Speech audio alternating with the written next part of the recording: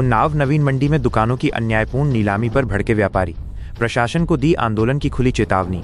उत्तर प्रदेश के उन्नाव की नवीन मंडी में आगामी 25 अक्टूबर को होने वाली दुकानों की प्रस्तावित नीलामी ने स्थानीय व्यापारियों में बड़ा आक्रोश पैदा कर दिया है। व्यापारियों ने मंडी समिति की कार्यप्रणाली पर गंभीर सवाल उठाते हुए आरोप लगाया है कि नीलामी प्रक्रिया में पारदर्शिता का अभाव है और ये नियमानुसार नहीं है।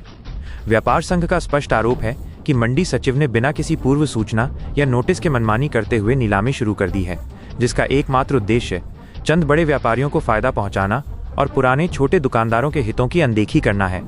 व्यापारियों ने इस प्रक्रिया को तत्काल रद्द करने की मांग करते हुए चेतावनी दी है कि यदि उनकी मांगें अनसुनी की गईं तो वे मंडी परिसर में बड़े पैमाने पर धरना प्रदर्शन और आंदोलन शुरू करेंगे।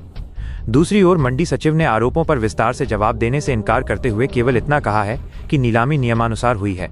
परिसर में गहराए तनाव के बीच सभी की निगाहें अब जिला प्रशासन के हस्तक्षेप पर टिकी हैं।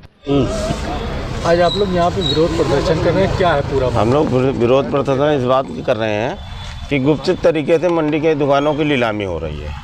हम लोगों को मालूम नहीं किया गया हुआ, अवैध तरीके मतलब गुपचुप तरीके से हो रही है।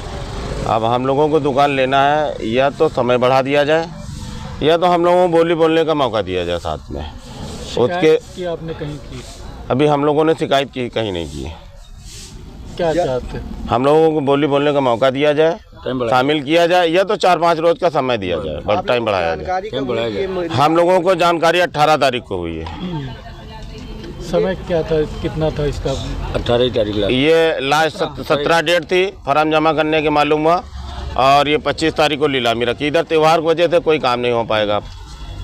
जिस तरीके से आप लोग बता रहे हैं, क्या मंडी प्रशासन की तरफ से कोई जागरूकता कार्यक्रम चलाया गया जिसके तहत? कोई जागरूकता नहीं, कोई डुग्गी नहीं पिटवाई गई मंडी के अंदर। सूचना होना चाहिए, कोई सूचना नहीं हुई, गुपचुप तरीके से हो रहा है। कोई मंडी में सूचना नहीं हुई, न डुग्गी पिटवाई गई है मंडी में। तो क्या अपने पुराने लोगों को दे रहे फिर से? सिर्फ वही गुपचुप तरीके से लेन देन के चक्कर में हो रही, बस उन्हीं लोगों को मालूम है। और फर्जी अवैध तरीके से उन लोगों ने कुछ बना के रखा है, मालूम है कल मुझे कि अवैध तरीके से एफडी बनवाई है, बोली मिला कि सिर्फ आपस में ही मिली भगत हो जाए। राजेश का नुकसान। कौन लोग हैं जो ये अवैध तरीके से लेन देन करते हैं? अब मंडी में है 1-2 लोग, कुछ लोग लेना चाहते हैं, वो तो विभाग जाने।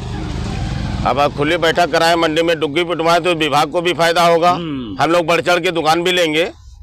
आपके साथ और लगभग कितने लोग हैं जो आवेदन करना चाहते हैं? आवेदन कम से कम सर 8-10 लोग हैं हमारे पास।